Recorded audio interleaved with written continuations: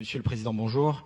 Vous abordez longuement dans votre livre le problème de surpopulation en expliquant qu'au moment de votre naissance, nous étions 2,5 milliards et que nous devrions finir le siècle à quasi 11 milliards. Vous pointez d'ailleurs du doigt l'absence de débat public sur ce sujet. Quel est, selon vous, l'ordre de priorité face à ce défi gigantesque? Écoutez, je suis né en 1955, j'ai 64 ans. Quand je suis né, c'était pas si longtemps quand même, il y avait 2,5 milliards d'habitants. 2,5 milliards d'habitants. Sur moins de la vie d'un homme, la population mondiale a été multipliée par 3. C'est incroyable. Dans 30 ans, nous serons 9 milliards. À la fin du siècle, nous serons 11 milliards. Mais c'est fait. C'est-à-dire, quoi que nous décidions, c'est fait. Donc, le choc n'est pas un choc climatique. Il y a un dérèglement climatique évident auquel il faut apporter une réponse. Mais le plus grand choc mondial, c'est le choc démographique. Des dérèglements climatiques, le monde en a connu, qui ont conduit pour certains à la disparition de 80% des espèces du vivant. C'est pas pour ça qu'il faut rien faire. Au contraire, il faut faire. Mais un choc démographique, comme celui que nous sommes en train de vivre, le monde ne l'a jamais connu. Jamais. Dans 30 ans, le Nigeria aura plus d'habitants que les États-Unis d'Amérique. Au plus court, la Méditerranée, c'est 780 km, au moins large. On va passer de 1,2 milliard d'Africains à 2,5 milliards. Donc, je dis, la crise migratoire n'a pas commencé. Elle n'a pas commencé. Elle est à venir. Alors, on peut refuser ça, si on veut. Comprenez-moi. C'est d'ailleurs la première source de pollution, par parenthèse.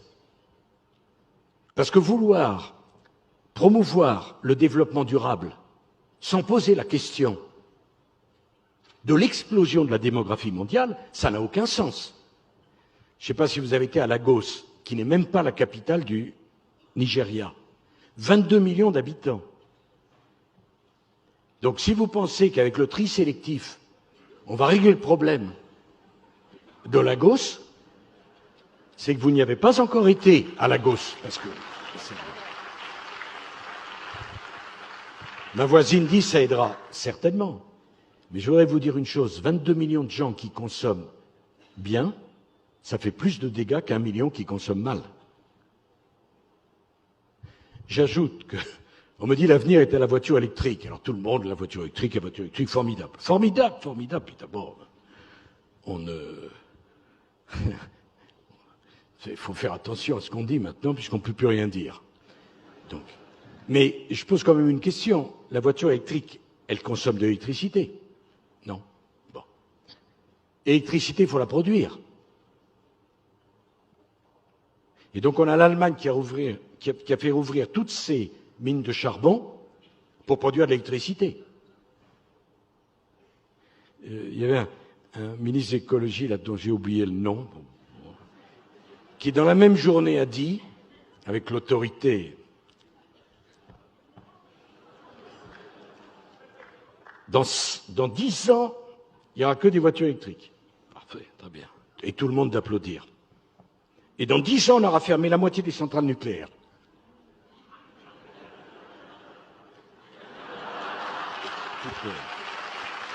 Parce que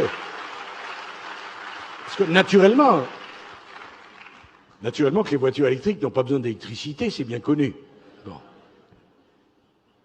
Alors, le sujet démographique est un sujet, mais monumental, tectonique.